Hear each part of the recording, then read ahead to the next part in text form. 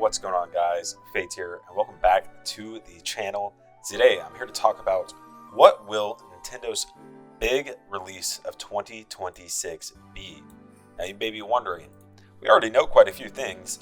Do none of those qualify as a big release? So let me go ahead and go through real quick what those releases are that we know about so far.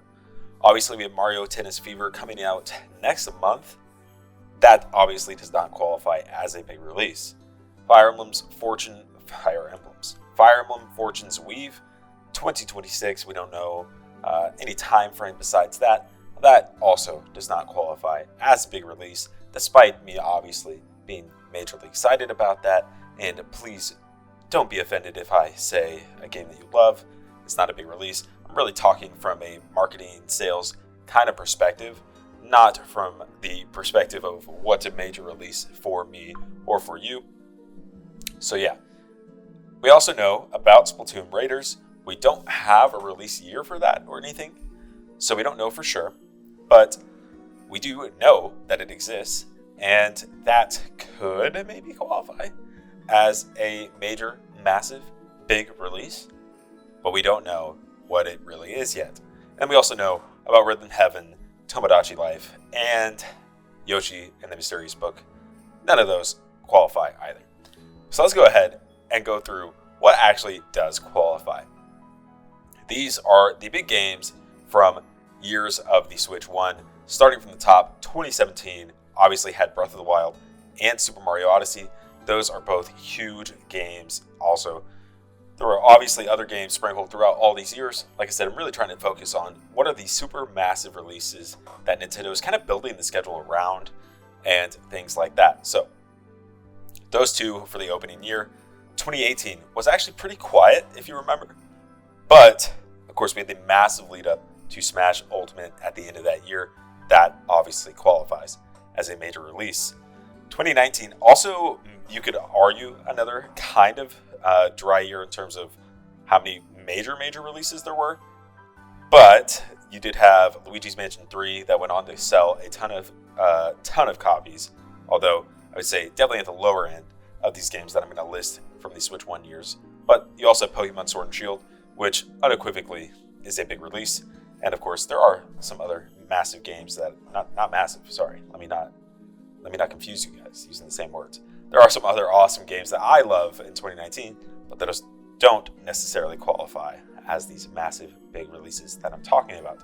2020, Animal Crossing New Horizons, obviously a massive game. And then 2021, you could argue, did not have a big release.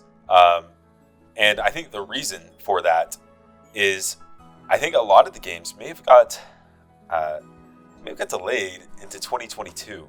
Because you go to look at 2021, the biggest games that release are Metroid Dread, which I do think is a big game, but not a big, massive, tentpole kind of release.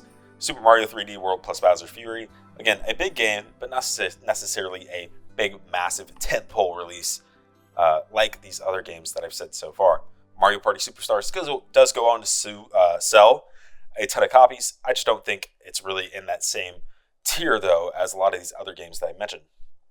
So 2021, I'd argue, does not have a big release. 2022, on the other hand, I think was packed. Well, maybe one of the most underrated years from the Switch 1, I think, just from a number of games that we got. You have Pokemon Legends Arceus to start the year, Kirby and the Forgotten Land, and Splatoon 3 kind of in the middle. And I would include Splatoon 3 here now, and I didn't include it in 2017. Splatoon 2 in 2017, because I think Splatoon 3, at this point, Splatoon's a much more established series. You see how much Splatoon 2 sold, and you can kind of bank that Splatoon 3 is going to sell kind of a similar amount. And Splatoon 2, I don't think was quite as of a known quantity as Splatoon 3. So I kind of view those as a bit different, maybe in a little bit of a different tier, not necessarily in terms of the quality of the game, but maybe how you view it from this perspective of what's a huge, massive, big release. And then you also end the year with Pokemon Scarlet and Violet. So two massive Pokemon games on top of Kirby and the Forgotten Land and Splatoon 3, which I also count as big, massive releases. Obviously, those are on the lower end of these games that I'm listing here for this with Luigi's Mansion.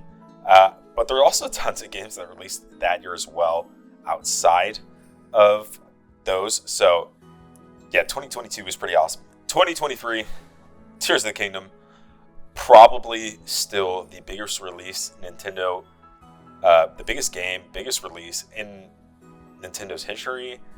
Not necessarily in terms of importance. I really just mean in terms of scale of what the game was and how hyped it was. Obviously, I think it's among maybe the biggest in terms of scale and stuff.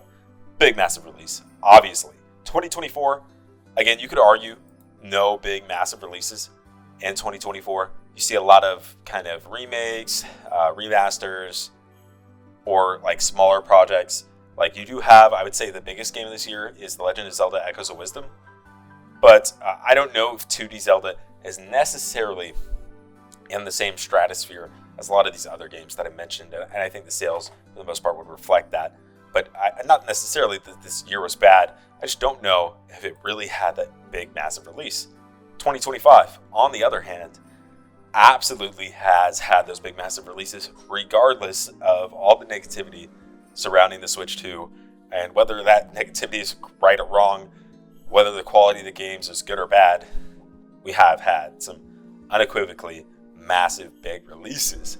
Mario Kart World, launch game, first $80 game. Mario Kart, obviously a big, massive release. Donkey Kong Bonanza, big, massive release, obviously. Just look at the scale of the game, and I would expect it to sell very well throughout the Switch 2's lifespan. And the Pokemon Legends ZA, I don't think I need to explain anything about that. And so, I go back to that list of games that we know. Mario Tennis Fever, Fire Emblem Fortune's Weave, Splatoon Raiders, and Yoshi, I guess. None of those games, I don't think, necessarily qualify here. And you could argue Splatoon Raiders could or does. I don't know if we know enough about it to say whether it will or not. But I would say, since it's being advertised as a spinoff, I would not put it in the same class as I did Splatoon 3, which I know is weird. I'm being kind of inconsistent with that series.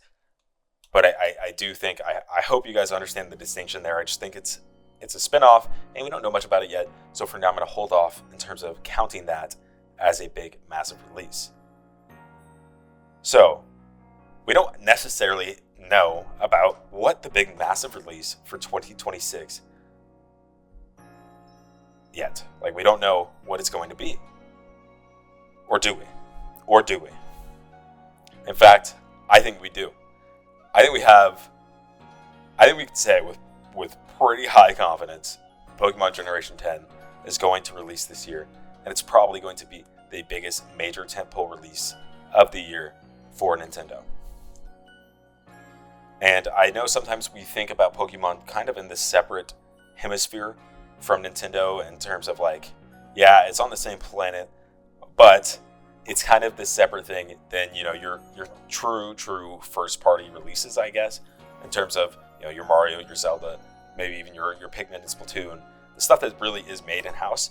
But I obviously Pokemon does still count. And yeah, I think it is probably what they're banking on in terms of their big, massive release. But some of these years do have two big, massive releases. In fact, I named 3 for 2025. I named 4 for 2022. So, will there be a second one for 2026? The only ones that I named one game for, 2023 and 2020 and 2018.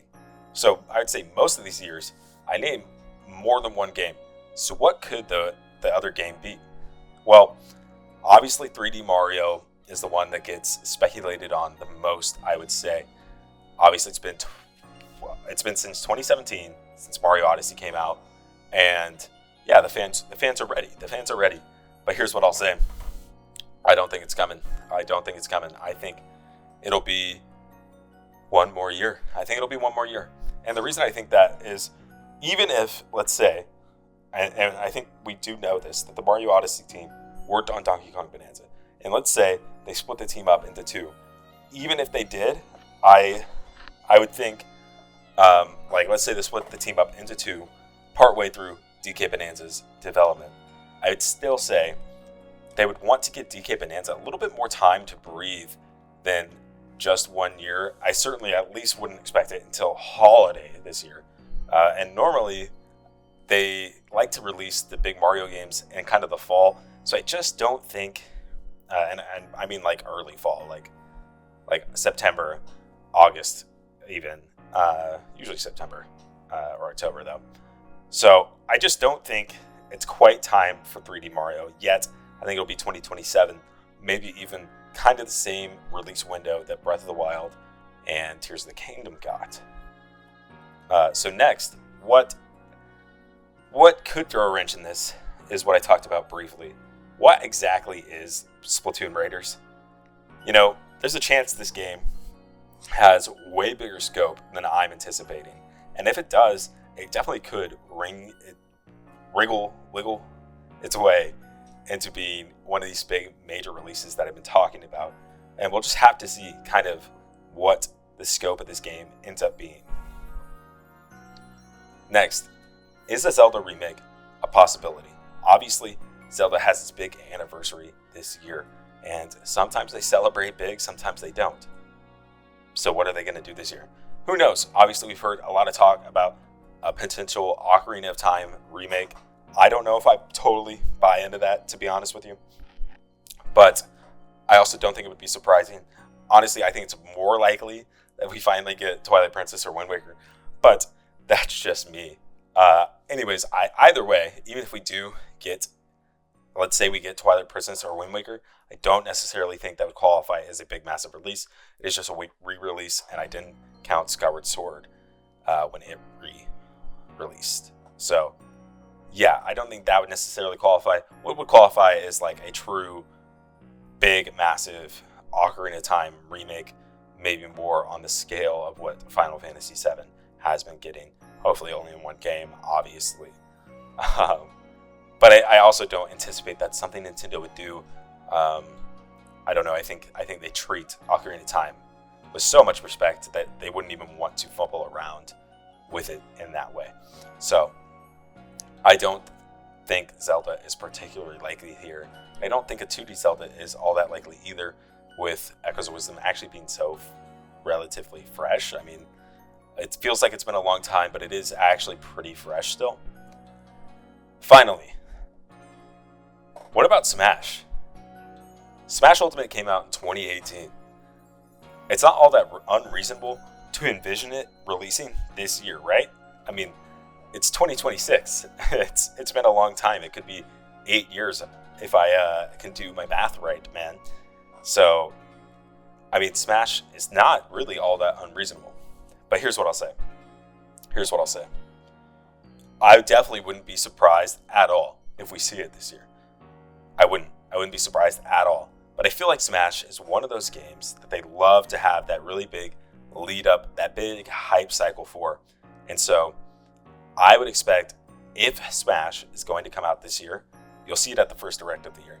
And if it doesn't, if you don't see it, then you'll probably not coming out this year. But I do think you'll probably still see it, because I do think it is time to see it. I do. I think it's coming, and it'll be here faster than a lot of people think. I know Sakurai was on Kirby Air Riders. I don't necessarily know if that totally diminishes the possibility of Smash here. But yeah, I think those are the possible huge releases for 2026. Pokemon Gen 10, basically a lock. But I actually don't think any of the other ones are all that particularly likely. I would say 3D Mario, unlikely. Splatoon Raiders, more likely to be a smaller scale game that would not necessarily qualify for what I'm talking about here. Zelda, I just don't think you're going to see a big, huge game, maybe a remake or a remaster, but I don't think anything that would qualify for this.